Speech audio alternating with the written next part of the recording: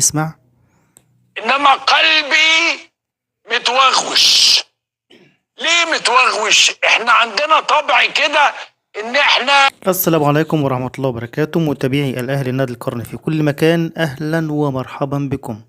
هتموت من الضحك من عمرو أديب قبل لقاء منتخب مصر مع نيوزيلندا وبعد لقاء منتخب مصر مع نيوزيلندا والفوز التاريخي على نيوزيلندا بثلاثة أهداف مقابل هدف واحد. نسمع ونتابع وفيديو مهم جدا جدا من عمرو أديب. نسمع.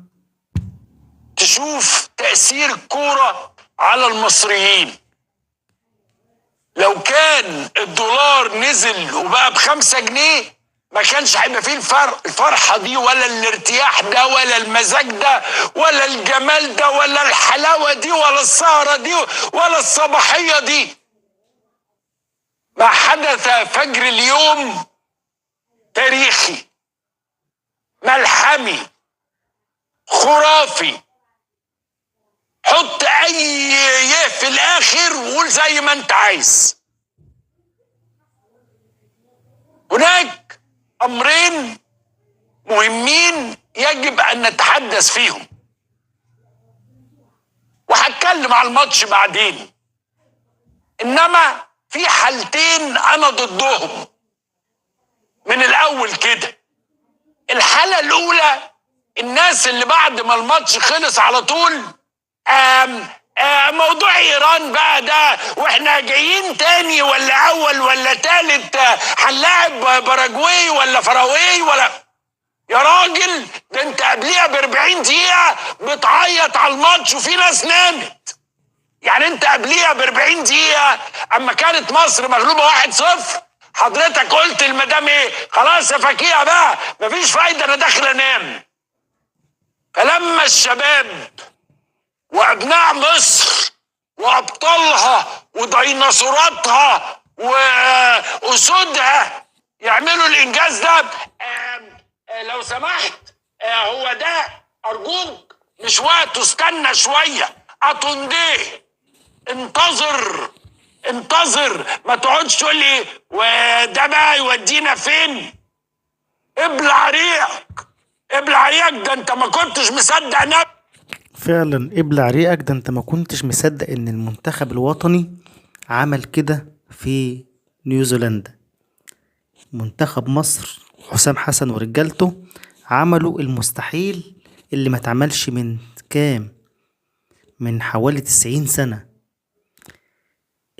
نكمل مع الأستاذ عمرو أديب، وفعلا فيديو مهم جدا للإنجاز التاريخي اللي عملته مصر النهاردة، وحسام حسن وكتيبته فجر اليوم يستحق كل الإشادة وكل التقدير للمنتخب الوطني والمدرب المصري حسام حسن. فعلا اللعيبة ديت عملت كل المستحيل اللي ما اتعملش على مدار 90 سنة. انت ما كنتش مصدق نفسك. ده انت العيال بتوع الزبدة دول كانوا عاملين كارثة امبارح لولا ان السمنة البلدي الحلوة الجميلة قدرت انها تلم الموضوع. دي حالة نمرة 1 انا عايز حضراتكم تبعدوا عنها خالص عقليا. الحالة العقلية التانية ابتدى بقى ناس تانية تقول ايه؟ كويس قوي احنا كنا فين؟ تاريخي اهو، اول مرة نكسب في كاس عالم، اول مرة نوصل للدور اللي وراه، ده كده رضا، ده كده حلو.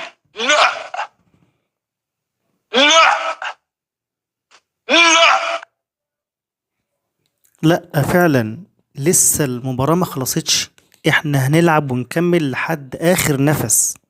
لسه يا كابتن حسام احنا عايزين انتصارات تاني وعايزين فوز تاني وعايزين فرحة تاني زي فرحة النهاردة ان شاء الله مع مباراة ايران. انت لازم يبقى عندك طموح، انت لازم تطمع. امبارح زيكو لما جاب الجون قال له ارجع يلا، في طمع، ارجع عايزين نكسب.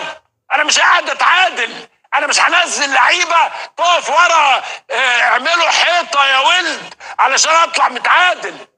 فريق عنده طموح، عنده طمع، عنده شبق، عنده جوع، عايز يكسب، عايز يعمل حاجه.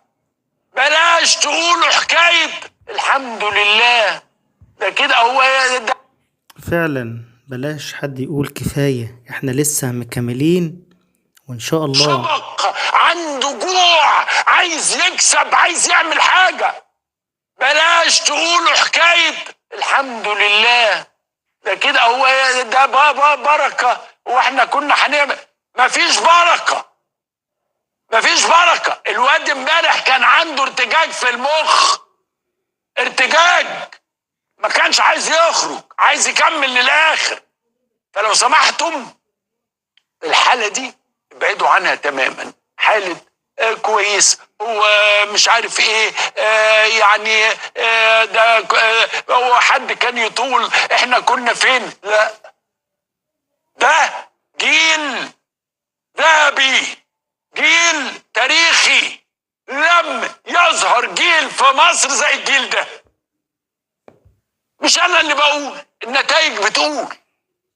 مش انا اللي بقول، النتائج اللي بتقول. شوف يا عم الصحافة العالمية بتتكلم ازاي، شوف المدربين والمحللين بيتكلموا عنك ازاي. امبارح كابتن حسام قال لهم في اوضه اللبس احنا مش راجعين غير منتصرين. في الهاف تايم قال لهم احنا مش راجعين، وقال لهم بالنص، قال لهم يا جماعه انا اللي مش هيعجبني في اول 5 دقايق هطلعه بره. الولاد كانوا بياكلوا النجيله، كلهم بيجروا، كلهم بيتعبوا، كلهم عايزين يقدموا، كلهم عايزين يعملوا. ارفع طموحك، ارفع راسك فوق، انت مصري. ارفع طموحك كده وبص للسماء وخلي عندك طمع. هيجرى ايه يعني؟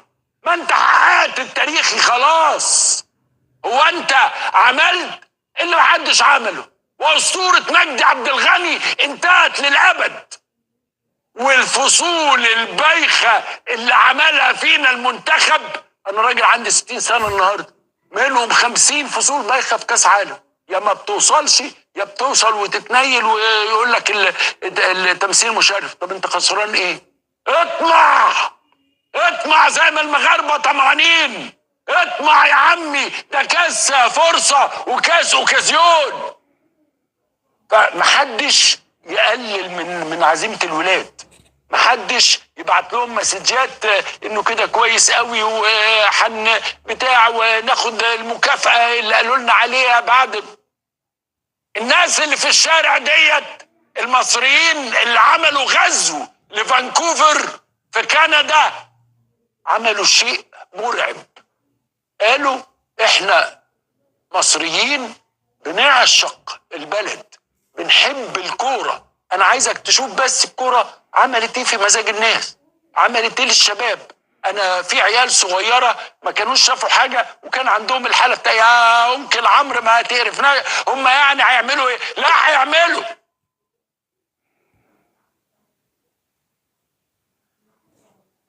لا فعلا العيال الصغيرة هتعمل الكورة.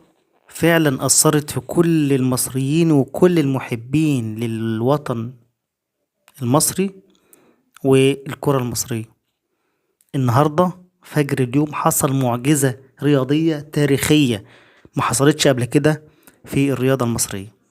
مليون مبروك للكابتن حسام حسن، مليون مبروك لمصر، مليون مبروك للعيبة اللي كان سر النجاح في غرفة ملابس بين الشوطين. الكابتن حسام حسن قال لهم مش هرجع غير وانا فايز، اللي مش هيعجبني خلال ال5 دقايق الاولانيين هطلعه واغيره.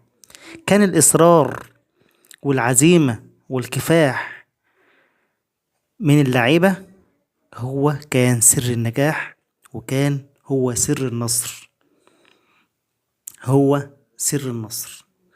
وشفنا الكابتن حسام حسن والجهاز الإداري والجهاز الفني والجهاز الطبي واللعيبة وهم بيقولوا الدعاء وبيقروا الفاتحة قبل المباراة، وهي كانت فعلا سر النجاح وسر الانتصار لفوز منتخب مصر على نيوزيلندا ب3 أهداف مقابل هدف. لا السمنة البلدي مش هتعمل لنا حاجة، احنا عندنا إصرار وعزيمة وقوة غلبت كل ده.